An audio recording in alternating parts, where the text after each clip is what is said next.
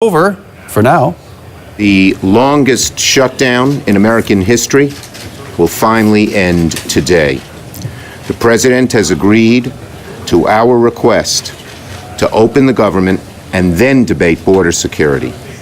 Democrats have reached a temporary deal with Donald Trump to reopen the government for 3 weeks.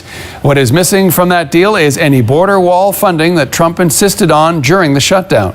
The committee has been formed to try to strike a deal on border security.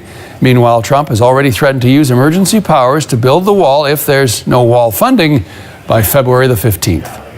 Now, Barbara Ress has a unique perspective on the story and Donald Trump's negotiating styles. She's a former executive vice president for the Trump Organization. She worked for Trump for nearly 2 decades and was involved in major projects such as the Trump Tower, an experience she recounts in her memoir, All Alone on the 68th Floor, How One Woman Changed the Face of Construction.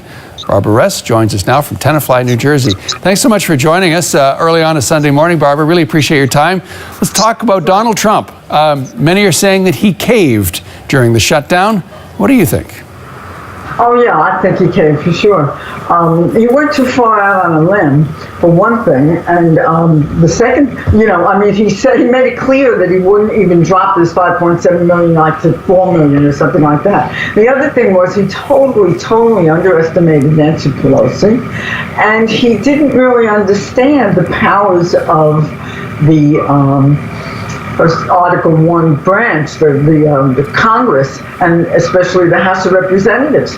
So he those three things combined, he made a mistake. He made a big mistake, and he had to backtrack. And the only way to do that was to just fold, and that's what he did. Well, you worked with Trump closely on a number of different projects over some 16 years. I mean, he's written books about the subject, but how would you describe his negotiating style? You know, most of the time that I was involved in something that he was negotiating, he was acting from a position of extreme power, and he had so much leverage. Usually, with a contractor whose money he was holding, or somebody that wanted to work for him to make a good deal of money on a big project, or an architect that wanted, the glamour of working on that kind of project. So he always had the leverage, and he always made the deal he wanted. There were a couple of times that I saw him cave, like I say. There was one particular instance where we were doing the West Side project, which was a very big piece of property along the west side of Manhattan, along the river. And long story short, he ended up having to make a deal with this group of people that were opposing him. And he made a deal.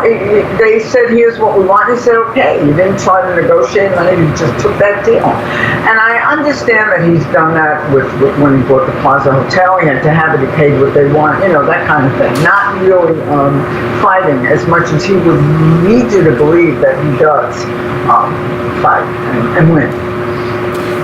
Now, you mentioned that he appears to have met his match with Nancy Pelosi, that he maybe underestimated Nancy Pelosi. What is it about her style that appears to be able to be so toxic to his style? Well, I don't know that it's toxic necessarily. I think that he does not, or has not really run up against somebody with this kind of power and authority. She is clearly his equal. And like the example I gave, where he doesn't have any leverage, he really can't deal with that kind of situation. He's used to being in the position of power. And so Nancy came in with this tremendous amount of power, which he totally did not understand, because he really doesn't understand how the government works. And the fact that she's a woman also really threw him off. Finally, you've now obviously been watching the government shutdown, watching the Mueller investigation, watching the president's demeanor through all of this. Where do you think this is headed, and how do you think he'll react? Okay, that was a lot of things. I don't think that the House of Representatives is going to put money in to buy a wall or to build a wall. So I could be wrong, but I don't think that that's what's going to happen. I don't think that they're going to make an agreement on that basis, and I don't think that he would shut down the government again. I think that he would not make that mistake again. The question is, will he go for emergency funds, or will he capitulate to some kind of deal? My gut tells me that he is going to end up going for a deal and say that he got what he wanted. That, like he did with this deal that he made, he tried to pretend it was his idea and that he, had come up with the solution. So it's possible that they will allocate a lot of money to border security, but it won't be specifically for the wall. The other possibility is that he goes into emergency mode. I don't think that'll work. That he has that power, and for that kind of emergency, and I think he could be challenged. So we'll see what happens. But my gut is that they will make a deal without the wall, and he'll go along with it.